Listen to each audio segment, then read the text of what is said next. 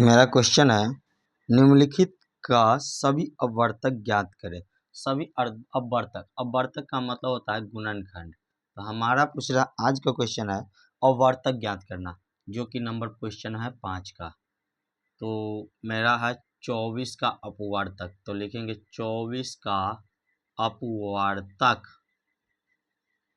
तो अपवर्तक का मतलब होता है गुणनखंड, और गुणनखंड का मतलब होता है जो 24 को पूरा पूरा काट सके। तो लिखेंगे 1 2 से लगता है, 3 से 24 में लगता है, 4 से लगता है, 6 से लगता है, 12 से लगता है और 24 से लगता है। इसके बाद है 62 का, तो लिखेंगे 62 का अपवर्तक। अपवर्तक देखिए 62 में किस किस से लगता है, 1 से लगता है, 2 से लगता है, 31 से लगता है और 62 से लगता है। इसके बाद है 100 का अपवर्तक लिखें, आप लिख लीजिएगा। 144 का है, 144 का भी आप लिख सकते हैं आराम से। चलिए दोनों का हम लिख देते हैं। 100 का अपवर्तक, देखिए कितना है, बहुत सारा है लेकिन कितना आसान है। देखिए 1 से लगेगा, 2 से भी लग रहा है, 4 से भी देख रहे हैं लग रहा है, 5 से भी लगता दिख रहा है, 6 से नहीं, 7 से नहीं, 8 से नहीं, 9 से नहीं, 10 से। 10 के बाद हम दिख रहे हैं 20 से, 20 के बाद 25 से, 25 के बाद 30 से नहीं लग रहा है, 35 से नहीं लग रहा है, 40 से नहीं लग रहा है, 45 से नहीं, 50 से, और 50 के बाद सीधा 100 से। इसके बाद है 144। 144 का अपवर्तक। अपवर्तक का मतलब होता है गुणनखंड, और गुणनखंड का मतलब होता है पूरा पूरा विभाजित करना। तो बताओ 144 को विभाजित करने वाली कौन कौन सी संख्याएं हैं। तो पहला हम देख रहे हैं 1 ही आ रहा है, 2 भी आ रहा है, 4 4 8 1 9 मतलब 3 भी आ रहा है, 44 है तो 4 भी आ रहा है, 5 से लगेगा नहीं, 6 से 3 से कटता है और 2 से कटता है तो 6 से भी कटेगा। इसके बाद 7 से 7 दूना 14 नहीं लग रहा है, 8 से 8 एक 8 6 8 8 64 यानी 8 से लगता आ रहा है। 9 से 4 4 8 1 9 अंकों का योग 9 है तो 16 9 144। 9 के बाद हम दिख रहे हैं कि 10 से नहीं लग रहा है, 11 से नहीं लग रहा है, 12 बरहन 144 12 से लगता दिख रहा है। इसके बाद 13 से नहीं लगता दिख रहा है, 14 से नहीं, 15 से नहीं, 16 से लगता दिख रहा है, 18 से लगता दिख रहा है। इसके बाद 20 21 से नहीं, 22 से नहीं, 23 से नहीं, 24 से लगता हुआ दिख रहा है। 24 से कितना से, 24 से, 24 छक्का 144, 24 छक्का 144, 4 से देंगे तो 4 तिया 12 और 12 2 2 4 24, 24 के बाद हम देखेंगे 24 छः 4 से दे रहे हैं, 4 से देंगे 144 में तो 4 तिया 12 2 4 छक 24 यानी कि 36 से दिखता हमको आ रहा है। इसके बाद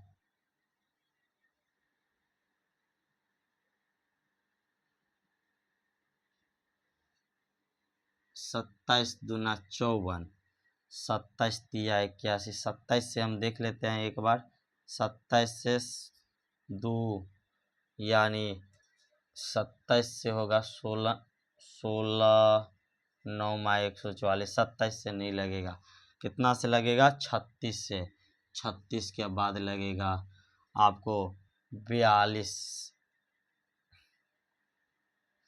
3 36, 3 से अगर देते हैं तो 3 चौका 12, 2 2 5 24, 3 चौका 12, 2 4 3 8 24, 48 से। 48 के बाद नज़र आ रहा है 72 से, और 72 के बाद नज़र आ रहा है 144 से। आप देख सकते हैं कितना आसान है बनाना। चलिए इसके बाद हमारा अगला क्वेश्चन है गुणज यानी अपवर्त। क्या लिखना? अपवर्त लिखना। अपवर्त का मतलब होता है गुणज लिखना। तो बताओ निम्नलिखित के प्रथम 4 अपवर्त ज्ञात करें। तो 17 का 4 अपवर्त, 17 का 4 अपवर्त बोल रहा है लिखने के लिए। तो कितना आसान है, देखिए 17, 17 से 34 होगा, 51 होगा और 68 होगा। इसके बाद बोल रहा है 23 का अपवर्त लिखने के लिए। तो बताओ 23 का अपवर्त, 4 अपवर्त बोला है ना, लिखेंगे 4 अपवर्त। क्या क्या होगा? तो हमारा हो जाएगा 23, 23 के बाद हो जाएगा 46, के बाद हो जाएगा 69 और 69 के बाद हो जाएगा 92। ठीक उसी प्रकार बोल रहा है 29 का 40 का आप लिख लीजिएगा। निम्नांकित का समापवर्तक। समापवर्तक का मतलब होता है गुणनखंड जो दोनों में, सार्वगुणनखंड जिसको बोलते हैं समापवर्तक, उन्हीं को बोला जाता है। तो चलिए 7 नंबर का समापवर्तक हम खोज रहे हैं। समापवर्तक और समापवर्त में बहुत का अंतर होता है। वर्तक का मतलब होता है, समापवर्तक का मतलब होता है समान गुणनखंड जो जैसे जो दोनों में उपलब्ध हो।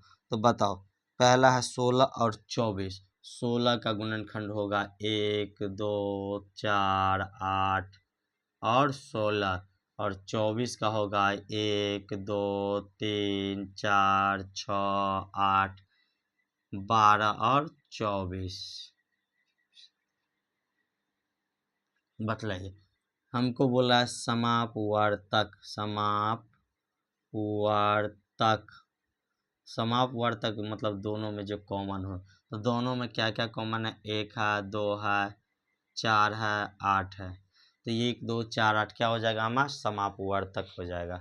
अगर एक क्वेश्चन से आप लोगों को कंक्लूजन नहीं मिला है तो दूसरा नंबर क्वेश्चन है 40 और 45 का समापवर्तक लिखना। तो 40 का समापवर्तक और 45 का समापवर्तक लिखना है। तो बताओ 40 को काटने वाली कौन कौन सी संख्या है? तो 1 बोलिएगा, 2 बोल सकते हैं, 4 बोल सकते हैं, 5 बोल सकते हैं, 8 बोल, 10 बोल सकते हैं, 20 और 40 बोल सकते हैं। इसी प्रकार 1 और बोल सकते हैं आप 45 से, यानी 3 बोल सकते हैं, 5 बोल सकते हैं, इसके बाद 9 बोल सकते हैं, इसके बाद 15 बोल सकते हैं, इसके बाद 45 बोल सकते हैं। बतलाइए, हमको पूछा है समापवर्तक, तो लिखेंगे समापवर्तक। तो समापवर्तक कितना आसान है, देखिए जो दोनों में हो। तो दोनों में 1 है तो 1 लिखेंगे, दोनों में देखेंगे 2 नहीं है, 3 नहीं है, 4 नहीं है, 5 है तो लिखेंगे 5। इसके बाद हम देख रहे हैं 8 नहीं है, 9 नहीं है, 10 नहीं है, 15 नहीं है, 45 नहीं है, 20 नहीं है, 40 नहीं है। हमारा आंसर हो जाएगा 1 और 5 आंसर। जो दोनों में कॉमन हो उसी को हम समापवर्तक बोलते हैं। इसके बाद है अगला क्वेश्चन 8, प्रथम 3 समापवर्त ज्ञात करें। मतलब प्रथम 3 गुणज को ज्ञात करना है, समान गुणज को ज्ञात करना है। तो चलिए सार्वगुणज जिसको बोलते हैं। हमारा क्वेश्चन है 18 और 24। क्या है? 18 और 24। 18 और 24 का बोल रहा है समापवर्त ज्ञात करना है 3 ठो। तो 18 का समापवर्त क्या क्या हो जाएगा?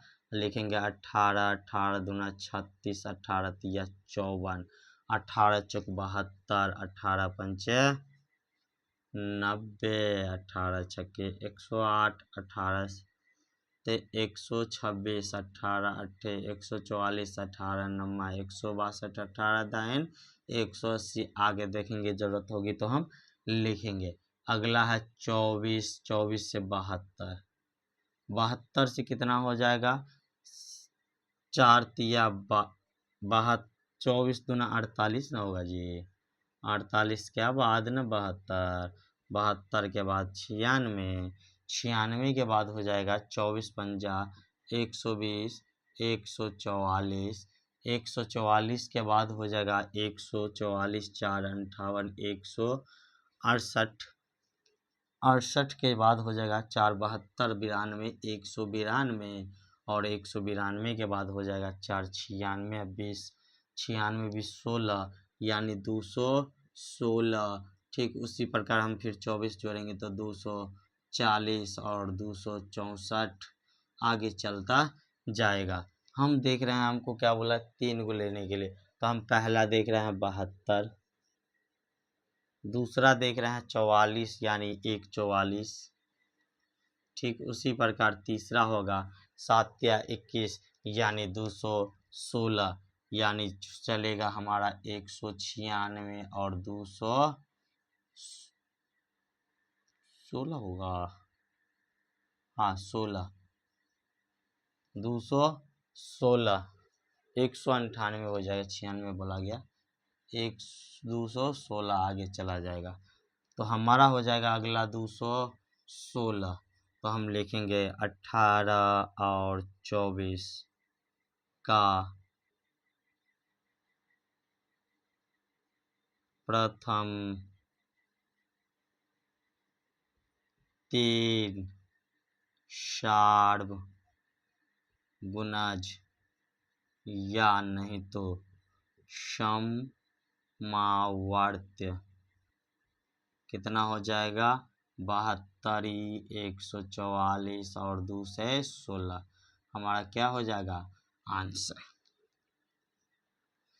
इसके बाद है हमारा दो संख्याओं का लौसव मौसव, पहली संख्या दूसरी संख्या जो फार्मूला दिए थे वही पे फार्मूला पे हमारा क्या है क्वेश्चन है। चलिए बहुत बेस्ट क्वेश्चन आ चुका है, 10 नंबर क्वेश्चन है।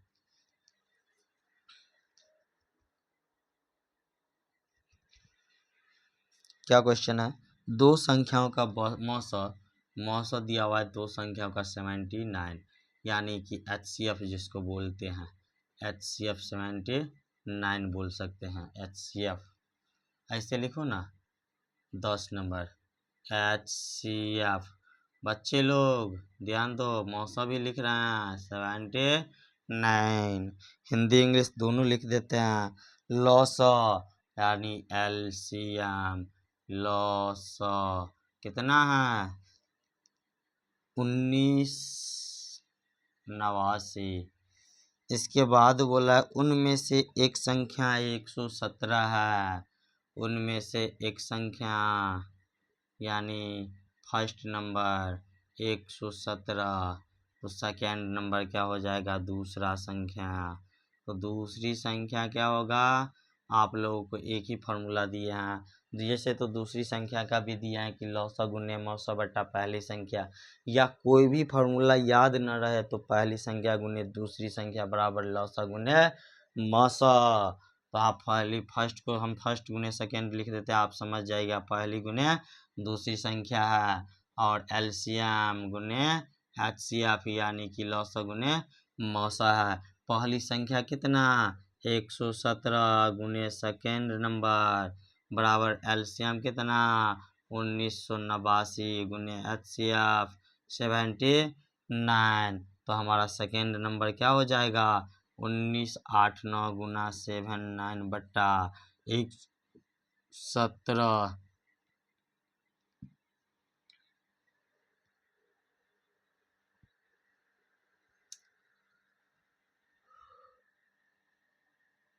गुना करेंगे तो देखेंगे कि हमारा कितना बार में जा रहा है।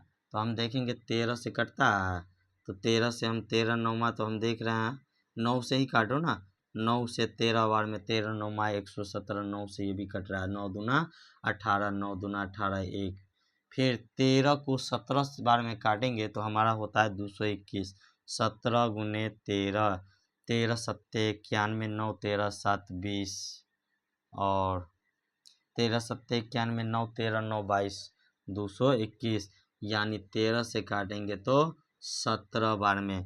तो हमारा सेकेंड नंबर क्या हो जाएगा 17 गुना 79, गुना करेंगे 17 नौमा 153 यानी 15, 17 सत्ते 119, और 15 4 3 134, लिखेंगे 134, यानी 1343 हमारा क्या था दूसरी संख्या। या नहीं तो आप लोग इसको फर्स्ट सेकेंड नहीं समझते हैं तो आप एक और फार्मूला याद किए होंगे, आपको लिखाया गया दूसरी संख्या बराबर डायरेक्ट निकालने का फॉर्मूला था लॉस गुना मौस बटा फर्स्ट संख्या यानी कि पहली संख्या बराबर में। तो दूसरी संख्या क्या था, लॉस कितना था 19, 89 गुने 7, 9 इज 117। आप देख सकते हैं जो क्वेश्चन वहाँ था वही क्वेश्चन यहाँ भी आ चुका है। आप क्या कर सकते हैं, तो आराम से काट सकते हैं। अगर हमारा वीडियो आपको अच्छा लग रहा है तो हमारे वीडियो को लाइक कीजिए, कमेंट कीजिए और अपने दोस्तों साथियों के साथ शेयर कीजिए। जय हिंद, जय भारत। मिलते हैं अगले वीडियो में।